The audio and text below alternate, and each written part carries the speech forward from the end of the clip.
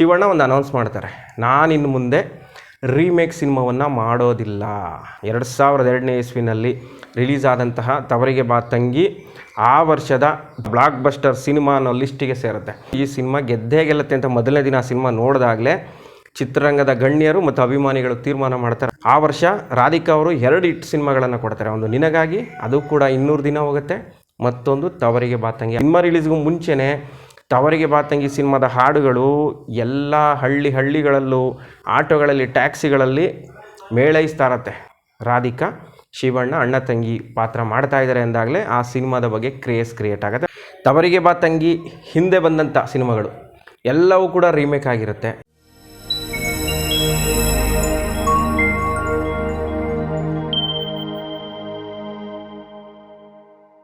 ಸ್ನೇಹಿತರೆ, ಶಿವಣ್ಣ ಅಭಿನಯದ ತವರಿಗೆ ಬಾ ತಂಗಿ ಈ ಸಿನಿಮಾ 2002ನೇ ಇಸ್ವಿಲಿ ರಿಲೀಸ್ ಆಗುತ್ತೆ. ಶಿವಣ್ಣ ಆ ಟೈಮ್ನಲ್ಲಿ ಅಂದರೆ 2002, 2001 ಈ ಟೈಮ್ನಲ್ಲಿ ತುಂಬಾ ರೀಮೇಕ್ ಸಿನಿಮಾಗಳಲ್ಲಿ ಅಭಿನಯವನ್ನು ಮಾಡ್ತಾ ಇರ್ತಾರೆ. ತವರಿಗೆ ಬಾ ತಂಗಿ ಹಿಂದೆ ಬಂದಂಥ ಸಿನಿಮಾಗಳು ಎಲ್ಲವೂ ಕೂಡ ರೀಮೇಕ್ ಆಗಿರುತ್ತೆ, ಯಾವುದು ಕೂಡ ಸಕ್ಸಸ್ ಆಗಿರಲ್ಲ ಅಷ್ಟಾಗಿ. ತವರಿಗೆ ಬಾ ತಂಗಿ 2002 ನವೆಂಬರ್ 1ನೇ ತಾರೀಕು ಕನ್ನಡ ರಾಜ್ಯೋತ್ಸವ ದಿನ ರಿಲೀಸ್ ಆಗೋದು. ಅದರಿಂದ ಬಂದಿದ್ದಂಥ ಸಿನಿಮಾಗಳು ಕೋದಂಡರಾಮ, ಜೋಡಿ, ಸುಂದರಕಾಂಡ, ಯುವರಾಜ, ಬಾಬಾ ಮೈದ, ಯಾರೇ ನೀ ಅಭಿಮಾನಿ, ಪ್ರೀತ್ಸೆ, ಈ ರೀತಿ ಸಾಲು ರೀಮೇಕ್ ಸಿನಿಮಾಗಳಲ್ಲೇ ಶಿವಣ್ಣ ಅಭಿನಯವನ್ನು ಮಾಡಿರ್ತಾರೆ. ಅದರಲ್ಲಿ ಪ್ರೀತ್ಸೆ ಒಂದು ಸೂಪರ್ ಹಿಟ್ ಆಗಿರುತ್ತೆ, ಯುವರಾಜ ಒಂದು ಆ್ಯಾವ್ರೇಜ್ ಆಗಿ ಪ್ರದರ್ಶನವಾಗಿರುತ್ತೆ. ಇನ್ನು ಬಹುತೇಕ ಸಿನಿಮಾಗಳು ಅಂದುಕೊಂಡಷ್ಟು ಯಶಸ್ವಿ ಆಗೋದಿಲ್ಲ. ಶಿವಣ್ಣ ಒಂದು ರೀತಿ ರೀಮೇಕ್ ರಾಜ ಆಗ್ತಾ ಇದ್ದಾರಲ್ಲ ಅಂತ ಅಭಿಮಾನಿಗಳು ಬೇಸರವನ್ನು ಪಟ್ಟುಕೊಂಡದ್ದು ಉಂಟು. ಶಿವಣ್ಣ ಎಂತೆಂಥ ಕಾದಂಬರಿ ಆಧಾರಿತ ಸಿನಿಮಾಗಳನ್ನು, ಎಂತೆಂಥ ಅಭಿನಯವನ್ನು ಮಾಡಿದ್ದಾರೆ, ಎಷ್ಟು ಪ್ರಶಸ್ತಿಗಳನ್ನು ಬಾಚಿಕೊಂಡಿದ್ದಾರೆ. ಇಂಥವ್ರು ಯಾಕೆ ರೀಮೇಕಿಗೆ ಶರಣಾಗ್ಬಿಡ್ತಾ ಇದ್ದಾರೆ? ರೀಮೇಕ್ ಮಾಡಬಾರ್ದಪ್ಪ ಶಿವಣ್ಣ ಅಂತ ಎಷ್ಟೋ ಅಭಿಮಾನಿಗಳು ಹೇಳಿದ್ದುಂಟು. ಆದರೂ ಶಿವಣ್ಣ ಸಾಲು ರೀಮೇಕ್ ಸಿನಿಮಾಗಳನ್ನೇ ಮಾಡ್ತಾ ಇರ್ತಾರೆ. ಕಡೆಗೆ ಅವ್ರ ಮನಸ್ಸಿಗೆ ಏನು ಬರುತ್ತೋ ಏನೋ, ಮತ್ತು ಮನೆಯಲ್ಲೂ ವರದಪ್ಪ ಏನೋ ಅವ್ರಿಗೆ ಬಂದು ಕಿವಿ ಮಾತು ಹೇಳಿದ್ರು ಅಂತ ಒಂದು ಸುದ್ದಿ ಆಗಿರುತ್ತೆ. ಶಿವಣ್ಣ ಒಂದು ಅನೌನ್ಸ್ ಮಾಡ್ತಾರೆ, ನಾನಿನ್ನು ಮುಂದೆ ರೀಮೇಕ್ ಸಿನಿಮಾವನ್ನು ಮಾಡೋದಿಲ್ಲ, ಯಾವ ಕಾರಣಕ್ಕೂ ಮಾಡೋದಿಲ್ಲ, ಇನ್ನು ಮುಂದೆ ನಾನು ಸೊಮೇಕ್ ಸಿನಿಮಾಗಳನ್ನೇ ಮಾಡೋದು ಅಂತ ಅನೌನ್ಸ್ ಮಾಡ್ತಾರೆ. ಅವತ್ತು ಅಭಿಮಾನಿಗಳು ಎಷ್ಟು ಖುಷಿ ಪಡ್ತಾರೆ ಅಂದರೆ, ಶಿವಣ್ಣ ಒಳ್ಳೆ ನಿರ್ಧಾರ ಕೈಗೊಂಡ್ರಪ್ಪ, ಈ ರೀಮೇಕ್ ಸಿನಿಮಾಗಳು ಮಾಡಿದ್ರೆ ನಮ್ಮ ತಾನ ಅನ್ನೋದ್ರಲ್ಲಿ ಅಷ್ಟಾಗಿ ಕಾಣಲ್ಲ, ಜೊತೆಗೆ ಆ್ಯಕ್ಟಿಂಗ್ ಏನೇ ಮಾಡಿದ್ರು ಆ ಸಿನಿಮಾಗೆ ಹೋಲಿಕೆ ಮಾಡಿಬಿಡ್ತಾರೆ, ಯಾವುದೋ ಮೂಲ ಸಿನಿಮಾ ಇರುತ್ತೆ ಅದಕ್ಕೆ ಹೋಲಿಕೆ ಮಾಡಿಬಿಡ್ತಾರೆ. ಶಿವಣ್ಣ ಒಳ್ಳೆ ನಿರ್ಧಾರ ಮಾಡಿದ್ರು ಅಂತಲೇ ಎಷ್ಟೋ ಜನ ಅಭಿಮಾನಿಗಳು ಸಂತಸ ವ್ಯಕ್ತಪಡಿಸ್ತಾರೆ. ಮತ್ತು ಚಿತ್ರರಂಗದ ಗಣ್ಯರು ಕೂಡ ಶಿವಣ್ಣ ಒಳ್ಳೆ ನಿರ್ಧಾರ ಮಾಡಿದ್ರು ಅಂತಲೇ ಹೇಳ್ತಾರೆ. ಯಾವಾಗ ಶಿವಣ್ಣ ನಾನು ರೀಮೇಕ್ ಮಾಡಲ್ಲ ಅಂತ ಅನೌನ್ಸ್ ಮಾಡಿದ್ರು, ಅದಾದಮೇಲೆ ಒಂದು ಸೊಮೇಕ್ ಸಿನಿಮಾ ಮಾಡಬೇಕು, ಅದು ಸಕ್ಸಸ್ ಆಗಲೇಬೇಕು, ಒಳ್ಳೆ ಟೀಮನ್ನು ಇಟ್ಕೊಂಡು ಆ ಸಿನಿಮಾ ಮಾಡಬೇಕು ಅಂತ ಪ್ರಯತ್ನಗಳು ಶುರು ಆಗುತ್ತೆ. ಸಾಯಿ ಪ್ರಕಾಶ್ ಅವರು ಶಿವಣ್ಣನಿಗೆ ಮತ್ತೆ ಡೈರೆಕ್ಷನ್ ಮಾಡಲಿಕ್ಕೆ ಮುಂದೆ ಬರ್ತಾರೆ. ಸಾಯಿ ಪ್ರಕಾಶ್ ಅವರು ಅಜಯ್ ಕುಮಾರ್ ಅವರಿಗೆ ಒಂದು ಸ್ಟೋರಿ ಬರ್ಕೊಡಿ, ಶಿವಣ್ಣ ಮಾಡ್ತಾ ಇದ್ದಾರೆ ಅಂತ ಹೇಳ್ತಾರೆ. ಆಗ ಅಜಯ್ ಕುಮಾರ್ ಶಿವಣ್ಣ ಮಾಡ್ತಾ ಇದ್ದಾರೆ ಅಂದ್ಬಿಟ್ಟು ಒಂದು ಅದ್ಭುತವಾದ ಸೆಂಟಿಮೆಂಟಲ್ ಸ್ಟೋರಿಯನ್ನು ಬರ್ಕೊಡ್ತಾರೆ. ಅದು ಅಣ್ಣ ತಂಗಿಯರಿಗೆ ಸಂಬಂಧಪಟ್ಟಂಥ ಸ್ಟೋರಿ. ಆ ಸ್ಟೋರಿಯನ್ನು ಶಿವಣ್ಣನ ಹತ್ರ ಹೇಳ್ತಾರೆ. ಶಿವಣ್ಣ ಸ್ಟೋರಿ ಕೇಳ್ತಿದ್ದಂಗೆ ಇಂಪ್ರೆಸ್ ಆಗೋಗ್ತಾರೆ. ಯಪ್ಪ, ಈ ಸಿನಿಮಾ ಹುಡುಕ್ತಾ ಇದೆ, ನಾನು ಬರೀ ಇತ್ತೀಚೆಗೆ ಎಲ್ಲ ಸಾಹಸಮಯ ಸಿನಿಮಾಗಳನ್ನೇ ಮಾಡಿಬಿಟ್ಟಿದ್ದೀನಿ, ಸ್ವಲ್ಪ ಡಿಫ್ರೆಂಟಾಗಿ ಮಾಡೋಣ, ಇದು ಒಳ್ಳೆಯದಾಯಿತು, ಕೌಟುಂಬಿಕ ಸಿನಿಮಾ, ಅಣ್ಣ ತಂಗಿ ಸ್ಟೋರಿ ತುಂಬ ಚೆನ್ನಾಗಿದೆ ಅಂತೇಳಿ ಶಿವಣ್ಣ ಗ್ರೀನ್ ಸಿಗ್ನಲ್ ಕೊಡ್ತಾರೆ. ಮತ್ತು ಆ ಕತೆ ಕೇಳಿದಾಗ ಅಜಯ್ ಕುಮಾರ್ ಅವ್ರಿಗೆ ಶಿವಣ್ಣ ಒಂದು ಮಾತು ಹೇಳ್ತಾರಂತೆ, ಕ್ಲೈಮ್ಯಾಕ್ಸ್ ಈ ರೀತಿ ಬರೋದು ಬೇಡ ಅಜಯ್, ಸ್ವಲ್ಪ ಚೇಂಜ್ ಮಾಡೋಣ, ಜನಗಳಿಗೆ ಇಷ್ಟ ಆಗಲ್ಲ ಇದು ಅಭಿಮಾನಿಗಳಿಗೆ, ಆಮೇಲೆ ಕ್ಲೈಮ್ಯಾಕ್ಸ್ ಈ ಥರ ಆಗಬಾರ್ದು ಅಂತ ಹೇಳ್ತಾರಂತೆ. ಹಾಗೆ ಅಜಯ್ ಕುಮಾರ್ ಒಪ್ಪೋದೇ ಇಲ್ಲ ಶಿವಣ್ಣ, ನಾನು ಬರ್ದಿರೋದೇ ಕರೆಕ್ಟು, ನಿಮ್ಗೆ ಅಡ್ಜಸ್ಟ್ ಆಗೋ ಹಾಗೆ ನಾನು ಕತೆ ಬರೆದಿದ್ದೀನಿ, ಇದು ಆ ಸಿನಿಮಾಗೆ ಚೆನ್ನಾಗಿರುತ್ತೆ, ಈ ಕ್ಲೈಮ್ಯಾಕ್ಸು ಇದೇ ಥರ ಮಾಡೋಣ ಅಂತ ಪಟ್ಟು ಹಿಡಿತಾರೆ. ಅವಾಗ ಶಿವಣ್ಣನೇ ಶಾಕಿದ್ದೀನಿ, ನಾನು ಹೇಳಿದ್ರು ಈ ರೀತಿ ಕೇಳ್ತಾ ಇಲ್ವಲ್ಲ ಅಂತ. ಅವಾಗ ಅಜಯ್ ಕುಮಾರ್ ಅವರು ಅವರಿಗೆ ಬಿಡಿಸಿ ಹೇಳ್ತಾರಂತೆ, ಅಣ್ಣ ಇದು ತುಂಬ ಚೆನ್ನಾಗಿದೆ, ನೋಡಿ ಬೇಕಾದರೆ ಈ ಕ್ಲೈಮ್ಯಾಕ್ಸ್ ಇಷ್ಟ ಆಗುತ್ತೆ ಎಲ್ಲರಿಗೂ ಅಂದಾಗ, ಆಯ್ತಪ್ಪ ಇಷ್ಟು ನೀವು ಕಾನ್ಫಿಡೆಂಟಾಗಿ ಹೇಳ್ತಾ ಇದ್ದೀರಾ ಅಂದರೆ ಇರಲಿ ಅಂತೇಳಿ ಶಿವಣ್ಣ ಓಕೆ ಮಾಡ್ತಾರೆ.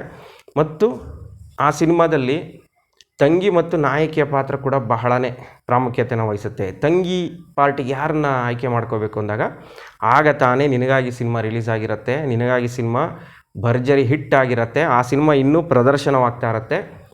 ರಾಧಿಕಾ ಕನ್ನಡಿಗರ ಮನೆ ಮಾತಾಗಿರ್ತಾರೆ, ಚೆನ್ನಾಗಿ ಮಾಡಿದ್ದಾರೆ ಈ ಸಿನಿಮಾದಲ್ಲಿ ಅಂತೇಳಿ ಅವರು ಕೂಡ ಭವಿಷ್ಯದ ನಾಯಕಿ ಆಗುವ ಎಲ್ಲ ಲಕ್ಷಣಗಳಿರುತ್ತೆ. ಅವರನ್ನು ಆ ಸಿನಿಮಾದ ಪ್ರಮುಖ ಪಾತ್ರಕ್ಕೆ ಆಯ್ಕೆ ಮಾಡ್ಕೋತಾರೆ. ಅದು ಶಿವಣ್ಣನ ತಂಗಿ ಪಾತ್ರ.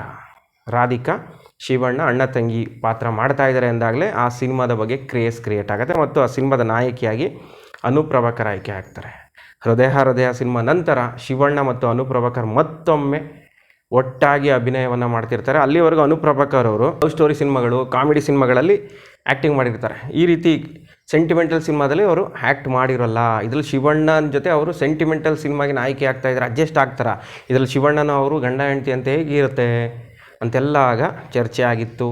ಆದರೂ ಅವ್ರಿಗೆ ಸೂಟ್ ಆಗತ್ತೆ ಆ ಪಾತ್ರ ಅಂತೇಳಿ ಅನುಪ್ರಭಾಕರ್ ಅವ್ರನ್ನ ನಾಯಕಿಯಾಗಿ ಆಯ್ಕೆ ಮಾಡ್ಕೋತಾರೆ ಮತ್ತು ಸಂಗೀತ ನಿರ್ದೇಶಕರಾಗಿ ನಾದಬ್ರಹ್ಮ ಹಂಸಲೇಖ ಅವರು ಆಯ್ಕೆ ಆಗ್ತಾರೆ. ಆಗ ಹಂಸಲೇಖ ಅವ್ರಿಗೂ ಒಂದು ಬ್ರೇಕ್ ಬೇಕಾಗಿರುತ್ತೆ. ಹಂಸಲೇಖ ಅವ್ರಿಗೂ ಒಂದು ದೊಡ್ಡ ಬ್ರೇಕ್ ಬೇಕು, ಶಿವಣ್ಣನಿಗೂ ಬ್ರೇಕ್ ಬೇಕು ಮತ್ತು ಸಾಯಿ ಪ್ರಕಾಶ್ ಅವ್ರಿಗೂ ಒಂದು ಬ್ರೇಕ್ ಬೇಕಾಗಿರುತ್ತೆ. ಒಂದು ಉತ್ತಮ ಸಿನಿಮಾ ಕೊಡಬೇಕು ಅನ್ನೋ ಒಂದು ಹಠದ ಮೇಲೆ ತವರಿಗೆ ಬಾ ತಂಗಿ ಸಿನಿಮಾ ಶುರುವಾಗುತ್ತೆ. ಆ ಸಿನಿಮಾದ ಪ್ರೊಡ್ಯೂಸರ್ RS ಗೌಡ ಅವರ ಸಿನಿಮಾಗೆ ಬಂಡವಾಳ ಹಾಕ್ತಾರೆ. ಆ ಸಿನಿಮಾ ಆ ಸ್ಟೋರಿ ಕೇಳ್ಬಿಟ್ಟು RS ಗೌಡ್ರು ಹೇಳ್ತಾರಂತೆ ಇವಾಗಲೂ ಚೆನ್ನಾಗಿ ಹೋಗುತ್ತೆ ಸಿನಿಮಾ ಅಂತ. ಅವ್ರಿಗೆ ಆ ಸ್ಟೋರಿ ಕೇಳ್ಬಿಟ್ಟು ಅವ್ರಿಗೂ ಅಷ್ಟು ಆಸೆ. ಜೊತೆಗೆ ಅಜಯ್ ಕುಮಾರ್ ಅವರ ಸ್ಟೋರಿ ಅಂದರೆ ಆ ಸಿನಿಮಾ ಕ್ಲಿಕ್ ಆಗುತ್ತೆ ಅನ್ನೋದು ಎಲ್ಲರ ನಂಬಿಕೆ. ಆ ನಂಬಿಕೆ ಹುಸಿ ಆಗೋದಿಲ್ಲ. 2002ನೇ ಇಸ್ವಿನಲ್ಲಿ ರಿಲೀಸ್ ಆದಂತಹ ತವರಿಗೆ ಬಾ ತಂಗಿ ಆ ವರ್ಷದ ದೊಡ್ಡ hit cinema, blockbuster cinema ಅನ್ನೋ ಲಿಸ್ಟಿಗೆ ಸೇರುತ್ತೆ. ಹಳ್ಳಿಗಳಲ್ಲೂ 100 ಡೇಸ್ ಪ್ರದರ್ಶನ ಆಗುತ್ತೆ. ಹೋಬಳಿ ಮಟ್ಟದ ಚಿತ್ರಮಂದಿರಗಳಲ್ಲೂ ಹೌಸ್ಫುಲ್ ಬೋರ್ಡ್ ಬೀಳುತ್ತೆ. ಹೋಬಳಿ ಮಟ್ಟದ ಚಿತ್ರಮಂದಿರಗಳಲ್ಲಿ ಹೆಂಗಸರು ಸಾಗರೋಪಾದಿನಲ್ಲಿ ಆಗಮಿಸಿ ಸಿನಿಮಾವನ್ನು ವೀಕ್ಷಣೆ ಮಾಡ್ತಾರೆ. ಅಷ್ಟು ಆ ಸಿನಿಮಾಗೆ ಎಲ್ಲರೂ ಫಿದಾ ಆಗಿಬಿಡ್ತಾರೆ. ಶಿವಣ್ಣನ ಆ್ಯಕ್ಟಿಂಗು, ರಾಧಿಕಾ ಅವರ ಆ್ಯಕ್ಟಿಂಗು, ಸೂಪರ್ ಹಿಟ್ ಸಾಂಗ್ಸನ್ನು ಕೊಟ್ಬಿಡ್ತಾರೆ ಹಂಸಲೇಖ ಗುರುಗಳು. ಎಷ್ಟೋ ದಿನ ಆಗಿರುತ್ತೆ ಆ ರೀತಿ ಕೌಟುಂಬಿಕ ಸಿನಿಮಾಗೆ ಹಂಸಲೇಖ ಗುರುಗಳು ಮ್ಯೂಸಿಕ್ ಕೊಟ್ಟು ಈ ಸಿನಿಮಾದಲ್ಲಿ 7 ಅದ್ಭುತವಾದ ಹಾಡುಗಳನ್ನು ಕೊಟ್ಟು ಸಿನಿಮಾ ರಿಲೀಸ್ಗೂ ಮುಂಚೆನೇ ಹಂಸಲೇಖ ಗುರುಗಳು ಮತ್ತೆ ಸೂಪರ್ ಹಿಟ್ ಸಾಂಗ್ಸ್ಗಳನ್ನು ಕೊಟ್ಟಿದ್ದಾರೆ. ಎಂಥ ಸಾಂಗ್ಸ್ ಇದೆ ಗುರು, ಜೇಸುದಾಸ್ ಅವ್ರು ಎಷ್ಟು ಚೆನ್ನಾಗಿದೆ ಹಾಡು, 2 ಜೇಸುದಾಸ್ ಅವ್ರು ಆಡಿರೋದು, SPB ಅವ್ರು ಆಡಿರೋದು ಅಂತ ಮನೆ ಮಾತಾಗ್ಬಿಡುತ್ತೆ. ಸಿನಿಮಾ ರಿಲೀಸ್ಗೂ ಮುಂಚೆನೇ ತವರಿಗೆ ಬಾ ತಂಗಿ ಸಿನಿಮಾದ ಹಾಡುಗಳು ಎಲ್ಲ ಹಳ್ಳಿಗಳಲ್ಲೂ, ಆಟೋಗಳಲ್ಲಿ, ಟ್ಯಾಕ್ಸಿಗಳಲ್ಲಿ ಮೇಳೈಸ್ತಾ ಇರತ್ತೆ. ಅಷ್ಟು ಪಾಪ್ಯುಲರ್ ಆಗಿಬಿಡುತ್ತೆ ಆ ಸಾಂಗ್ಸು.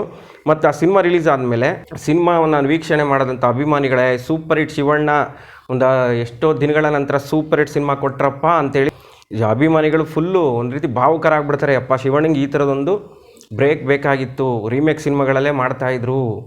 ಸೌಮ್ಯಕ್ ಸಿನಿಮಾದಲ್ಲಿ ಶಿವಣ್ಣ ಸೈ ಅನ್ನಿಸ್ಕೊಂಡ್ರು, ಈ ಸಿನಿಮಾ ಗೆದ್ದೇ ಗೆಲ್ಲತ್ತೆ ಅಂತ ಮೊದಲನೇ ದಿನ ಆ ಸಿನಿಮಾ ನೋಡಿದಾಗಲೇ ಚಿತ್ರರಂಗದ ಗಣ್ಯರು ಮತ್ತು ಅಭಿಮಾನಿಗಳು ತೀರ್ಮಾನ ಮಾಡ್ತಾರೆ. ಅದೇ ರೀತಿ ತವರಿಗೆ ಬಾ ತಂಗಿ ಸೂಪರ್ ಡೂಪರ್ ಹಿಟ್ ಆಗುತ್ತೆ. ಮೈಸೂರಿನಲ್ಲಿ ವುಡ್ಲ್ಯಾಂಡ್ಸ್ ಲಕ್ಷ್ಮಿ, ಬೆಂಗಳೂರಿನಲ್ಲಿ ಕಲ್ಪನಾ ಮೇನ್ ಥಿಯೇಟ್ರು, ಮಂಡ್ಯದಲ್ಲಿ ಸಿದ್ಧಾರ್ಥ ಚಿತ್ರಮಂದಿರ. ಫಸ್ಟು ಏನು ಆ ಸಿನಿಮಾ ರಿಲೀಸ್ ಆಯಿತು, ಆ ಸಿನಿಮಾ ಸೂಪರ್ ಹಿಟ್ ಆಗುತ್ತೆ ಅಂಥೇಳಿ ವಾರದಿಂದ ವಾರಕ್ಕೆ ಕಲೆಕ್ಷನ್ ಜೋರಾಗ್ತಾ ಹೋಗ್ತೋ, ಥಿಯೇಟ್ರ್ಗಳ ಸಂಖ್ಯೆಯೂ ಕೂಡ ಜೋರಾಗ್ತಾ ಇರುತ್ತೆ. ತಾಲೂಕು ಲೆವೆಲ್ ಚಿತ್ರಮಂದಿರಗಳಲ್ಲೂ ಸಡನ್ನಾಗಿ ಸಿನಿಮಾವನ್ನು ರಿಲೀಸ್ ಮಾಡ್ತಾರೆ. ಎಲ್ಲ ಕೂಡ ಹೌಸ್ಫುಲ್. ನಮ್ಮ ಮೈಸೂರು ಲಕ್ಷ್ಮಿನಲ್ಲಿ ಯಾವ ರೀತಿ ಬರ್ತಾಯಿದ್ರು ಜನ ಅಂದರೆ, ಬೆಳಗ್ಗೆನೇ ಜನಗಳು ಬಂದು ಕಾಯ್ಕೊಂಡು ನಿಂತ್ಕೊಳ್ಳೋರು. ಯಾವುದೋ ಥಿಯೇಟ್ರ್ಗಳ ಮುಂದೆ ಯಾವ ಸಿನಿಮಾಗಳಿಗೆ, ಯಾವುದಾದ್ರು ಸಾಹಸಮಯ ಸಿನಿಮಾಗಳಿದ್ದರೆ ಅಂಥ ಸಿನಿಮಾಗಳಿಗೆ ಕಾಯ್ಕೊಂಡು ನಿಂತಾಗಿದ್ದು ನಾವು ನೋಡ್ತಿದ್ವಿ. ಬಟ್ ತವರಿಗೆ ಬಾ ತಂಗಿ ಸಿನಿಮಾಗೆ ಲೇಡೀಸೇ ಬೆಳಗ್ಗೆನೇ ಬಂದು ಟಿಕೆಟ್ಗಾಗಿ ಕಾಯ್ಕೊಂಡು ನಿಂತ್ಕೊಳ್ಳೋರು ಮಟ್ಟಿಗೆ ಫ್ಯಾಮಿಲಿ ಆಡಿಯನ್ಸು ತವರಿಗೆ ಬಾ ತಂಗಿ ಸಿನಿಮಾಗೆ ಫಿದಾ ಆಗಿಬಿಟ್ಟು ಪದೇ ಎಷ್ಟೋ ಜನ ಆ ಸಿನಿಮಾವನ್ನು ವೀಕ್ಷಣೆ ಮಾಡ್ತಾರೆ. ಆ ಸಿನಿಮಾದ ಹಾಡುಗಳನ್ನು ನೋಡೋದಕ್ಕೆ ಮತ್ತು ಶಿವಣ್ಣ ಹಾಗೂ ರಾಧಿಕಾ ಅವರ ಅಣ್ಣ ತಂಗಿಯ ಒಂದು ಬಾಂಧವ್ಯ ಯಾವ ರೀತಿ ವರ್ಕೌಟ್ ಆಗಿರುತ್ತೆ ಅಂದರೆ, ಅವರಿಬ್ಬರು ನಿಜವಾದ ಅಣ್ಣ ತಂಗಿರೇನೋ ಅನ್ನೋ ರೀತಿಯಲ್ಲಿ ಮನೆ ಮಾತಾಗ್ಬಿಡ್ತಾರೆ. ಆ ವರ್ಷ ರಾಧಿಕಾ ಅವರು 2 ಹಿಟ್ ಸಿನಿಮಾಗಳನ್ನು ಕೊಡ್ತಾರೆ. ಒಂದು ನಿನಗಾಗಿ, ಅದು ಕೂಡ 200 ದಿನ ಹೋಗುತ್ತೆ. ಮತ್ತೊಂದು ತವರಿಗೆ ಬಾ ತಂಗಿ, ಅದು ಕೂಡ 25 ವಾರಗಳ ಪ್ರದರ್ಶನವನ್ನು ಕಾಣುತ್ತೆ. ಮತ್ತು ನಮ್ಮ ಮೈಸೂರಿನ ಮಟ್ಟಿಗೆ ಹೇಳಬೇಕಂದ್ರೆ ವುಡ್ಲ್ಯಾಂಡ್ಸ್ ಚಿತ್ರಮಂದಿರದಲ್ಲೂ ಅಂತಹ ಒಂದು ಯಶಸ್ವಿ ಸಿನಿಮಾ ಸುಮಾರು ದಿನ ಆಗ್ಬಿಟ್ಟಿರುತ್ತೆ. ಆ ರೀತಿ ಬಂದು ಹಿಂದಿ ಫಿಲಮ್ಗಳಲ್ಲಿ ಬಂದಿರುತ್ತೆ, ಬಟ್ ಕನ್ನಡ ಸಿನಿಮಾದಲ್ಲಿ ಆ ರೀತಿ ಕಲೆಕ್ಷನ್ ಮಾಡಿದಂಥ ಸಿನಿಮಾ ತುಂಬ ದಿನ ಆಗಿರುತ್ತೆ. ತವರಿಗೆ ಬಾ ತಂಗಿ ಸಿನಿಮಾ ವುಡ್ಲ್ಯಾಂಡ್ಸ್ ಚಿತ್ರಮಂದಿರದಲ್ಲಿ ಶಿವಣ್ಣನ ಗಡಿಬಿಡಿ ಎಳೆಯ ಬಂದಿರುತ್ತೆ 1995ಅಲ್ಲಿ. ಅದು ಕಂಟಿನ್ಯೂ 2 ವಾರ ಹೌಸ್ಫುಲ್ ಆಗಿರುತ್ತೆ, ಅಲ್ಲಿ 4 ಶೋ. ಅದು ಬಿಟ್ಟರೆ ತವರಿಗೆ ಬಾ ತಂಗಿ ಸಿನಿಮಾ ವುಡ್ಲ್ಯಾಂಡ್ಸ್ ಚಿತ್ರಮಂದಿರದಲ್ಲಿ ಕಂಟಿನ್ಯೂ 11 ದಿನ ಫುಲ್ ಆಗುತ್ತೆ. ಅದು ಕೂಡ ದಾಖಲೆ. ವುಡ್ಲ್ಯಾಂಡ್ಸ್ ಚಿತ್ರಮಂದಿರದಲ್ಲಿ ಕನ್ನಡ ಸಿನಿಮಾಗಳು ಕಂಟಿನ್ಯೂ 1 ವಾರ ಹೌಸ್ಫುಲ್ ಆಗೋಯಿತು ಅಂದರೆ ಅದು ಬಿಗ್ ಹಿಟ್ ಅಂತಲೇ ಅರ್ಥ. ನಮ್ಮ ಮೈಸೂರಲ್ಲಿ ಈಗ ಹೆಂಗೆ ಬೆಂಗಳೂರಲ್ಲಿ ಗಾಂಧಿನಗರ ಅಂತಿದೆಯೋ ಅದೇ ರೀತಿ ನಮ್ಮ ಮೈಸೂರಿನಲ್ಲಿ ಹಳ್ಳದ ಕೇರಿ ಸಿನಿಮಾ ಚಟುವಟಿಕೆಗೆ ಕೇಂದ್ರ ಬಿಂದು. ಅಲ್ಲಿ ಮಾತುಗಳು ವುಡ್ಲ್ಯಾಂಡ್ಸ್ ಚಿತ್ರಮಂದಿರದಲ್ಲಿ 1 ವಾರ ಕಂಟಿನ್ಯೂ 4 ಶೋ ಫುಲ್ ಆಯಿತು ಅಂದರೆ ಅದು ದೊಡ್ಡ ಹಿಟ್ ಆಗುತ್ತೆ ಅಂತಲೇ ಅರ್ಥ. ತವರಿಗೆ ಬಾ ತಂಗಿ ಬಿಗ್ ಹಿಟ್ ಆಗುತ್ತೆ ಮತ್ತು ಆ ವರ್ಷ ಹೆಚ್ಚು ಹಣ ಸಂಪಾದನೆ ಮಾಡಿದ ಸಿನಿಮಾ ಅನ್ನೋ ಒಂದು ಹೆಗ್ಗಳಿಕೆಗೂ ಪಾತ್ರವಾಗುತ್ತೆ. ಆ ಸಿನಿಮಾ ನೋಡಿ, ನೀವು ಏನು ಖರ್ಚಿಲ್ಲ, ಸಿಂಪಲಾಗಿ ಸಿನಿಮಾ ಮಾಡಿ ಮುಗಿಸಿರ್ತಾರೆ.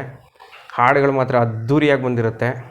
ಶಿವಣ್ಣನ ಆ್ಯಕ್ಟಿಂಗು ಅದ್ಭುತವಾಗಿರುತ್ತೆ. ಮತ್ತು ಆ ಸಿನಿಮಾದಲ್ಲಿ ಮತ್ತೊಬ್ಬರು ಹೆಸರು ಮಾಡಿದವರು ಕೋಮಲ್ ಅವರು ಕಾಮಿಡಿ ಆ್ಯಕ್ಟಿಂಗಿಗೆ ಸೈ ಅನಿಸ್ಕೊತಿದ್ದವರು. ಆದರೆ ತವರಿಗೆ ಬಾ ತಂಗಿ ಸಿನಿಮಾದಲ್ಲಿ ಪೋಷಕ ನಟನಾಗಿ ಉತ್ತಮ ಅಭಿನಯವನ್ನು ಕೊಟ್ಟು ಆ ವರ್ಷದ ರಾಜ್ಯ ಪ್ರಶಸ್ತಿಯನ್ನು ಪಡ್ಕೋತಾರೆ ಕೋಮಲ್ ಅವರು. ಈ ರೀತಿ ತವರಿಗೆ ಬಾ ತಂಗಿ ಯಾರು ನಿರೀಕ್ಷೆ ಮಾಡದ ರೀತಿ, ಏನೋ ಒಂದು ಸಿಂಪಲಾಗಿ ಒಂದು ಹಿಟ್ ಸಿನಿಮಾ ಕೊಡೋಣ, ಶಿವಣ್ಣ ಒಂದು ರೀಮೇಕ್ ಬಿಟ್ಟು ಸೊಮೇಕ್ ಮಾಡ್ತಾಯಿದ್ದಾರೆ, ಈ ಸಿನಿಮಾ ಫ್ಲಾಪ್ ಆಗಬಾರ್ದು ರೀತಿಯಲ್ಲ ಸಿನಿಮಾ ತೆಗಿತಾರೆ, ಆದರೆ ಅದು ಅಂಥ ಬಿಗ್ ಹಿಟ್ ಆಗುತ್ತೆ ಅಂತ ಯಾರೂ ನಿರೀಕ್ಷೆ ಮಾಡಿರಲಿಲ್ಲ.